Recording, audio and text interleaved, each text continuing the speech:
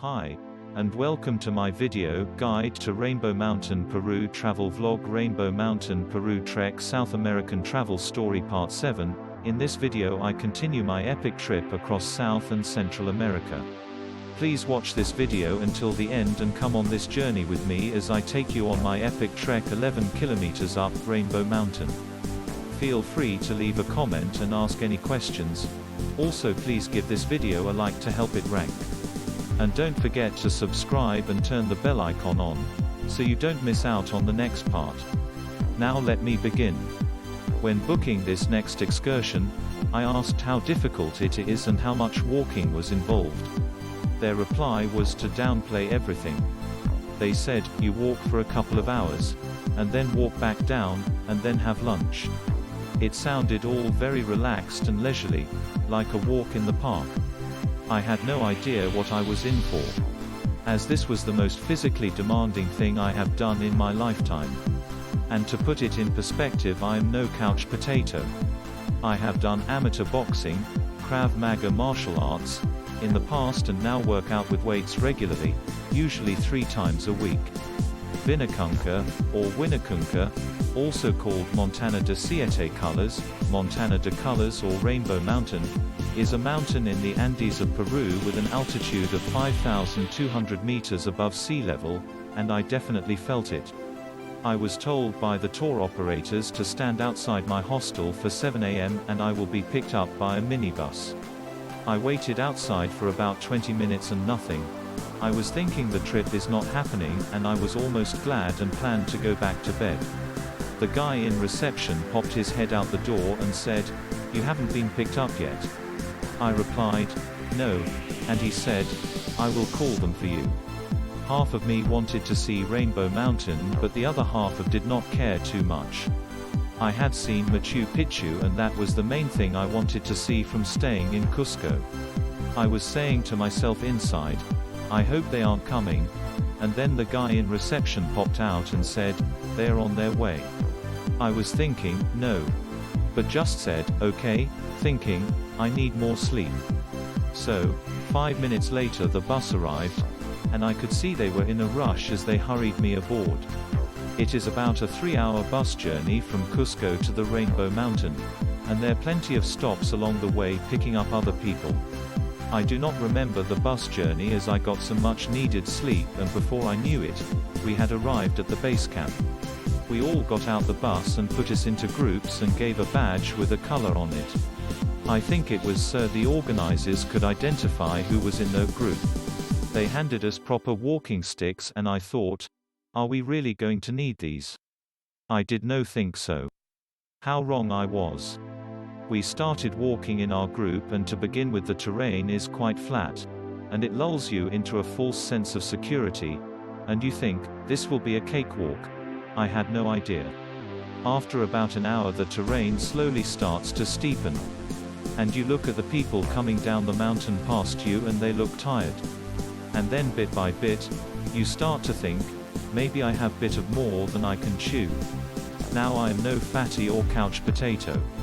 So, I thought I would be able to do this no problem. Even though I wasn't a hiker. Then about 90 minutes into this walk it dawned on me. I have never done anything as tough as this. I had no idea how much further I had to go, and if I did, I probably wouldn't have carried on. I think at this point I was probably just over halfway. Going up this mountain is a steady climb. You're almost going around the mountain as the path goes. You turn a corner and you get to a point where you see the top, and it looks close. But it's not. You just keep steadily climbing. I remember I got to about 1 hour and 45 minutes in and the more experienced trekkers had speeded ahead and were out of sight. I got on a new level of the mountain and there were touts with horses and donkeys trying to tempt you to give up, and ride their animals up to the top. I was struggling to catch my breath and keep my legs moving, but there no way I was going to be tempted to add to the animal cruelty that those animals go through. Carrying unfit and overweight people on their backs up that mountain, probably on a daily basis. And the more they tried to tempt me, the more determined I was to finish. They were starting to make me angry, and were fueling my fire to carry on and finish. I kept starting and stopping and would use other people in front of me to aim for, to catch up with them and try to overtake them. There were people collapsing and giving up, and I was determined I was not going to be one of them. I could see the top was only about 100 meters now, and I was struggling for breath and my legs were seizing up. At this point I realized what the true use of the walking sticks were for. I was literally dragging myself up the final meters of the mountain with my arms, and I could see all the other people who had already made it up, sitting there exhausted. Also, there were people who had caught their breath and were taking pictures. I had made it. I was too exhausted to truly have that wow feeling. It took me a while to get my breath. I did not really get my breath properly while on the mountain. I recovered to the point where I could take in the views of the beautiful rainbow colors on the mountain and took some amazing pictures and asked a young lady to take a pic of me with the colors in the background and returned the favor for her. It took me some time to realize the accomplishment that I just achieved, and I felt good. I was glad I did not properly research the excursion prior to doing it, as I think I would have probably skipped it with the illness I had at the time. That would have been a good enough excuse to not do it. It was now time to walk all the way down, but this was so much easier. As I walked down, my legs were on autopilot and felt like they were bouncing. Almost like moonwalking. It was much quicker going down also, and you get to see the other people passing you coming up the mountain, with the same look on their face that you had about an hour ago, realizing what they have let themselves in for. I reached the bottom and found a bench to rest my ruined legs. We waited for about 5 minutes for other group members and then got on the bus. I sat in my seat and collapsed in a heap. We drove to a place about 30 minutes away for lunch. I had some lunch and plenty to drink and started to breathe properly again. I had some Inca tea, as this is meant to help with high altitude breathing, and I felt like it helped. I chatted with some of the other members in the group while eating, and there was a German woman and an English couple, as all were experienced hikers. They asked me if I had done anything like this hike before. I replied, no. They were surprised. The English couple said that there are no hikes that come close to Rainbow Mountain in the UK. I was surprised to hear this, but felt good and gave me perspective of what I had just achieved.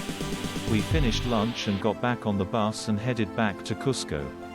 I got out the bus and a swarm of women came over offering massage services. I was not interested. All I wanted to do was get off my feet and rest. I got a taxi up the hill to the hostel, as I didn't think my legs would have made it up there. I wasn't going to put them through it anyhow. I got back to the hostel and checked my messages, and I had a message of the younger of the ladies I had matched with on Tinder. She was the 21-year-old student and wanted to charge me for her to come over to my hotel. I chuckled at the thought of it, as my legs were like jelly.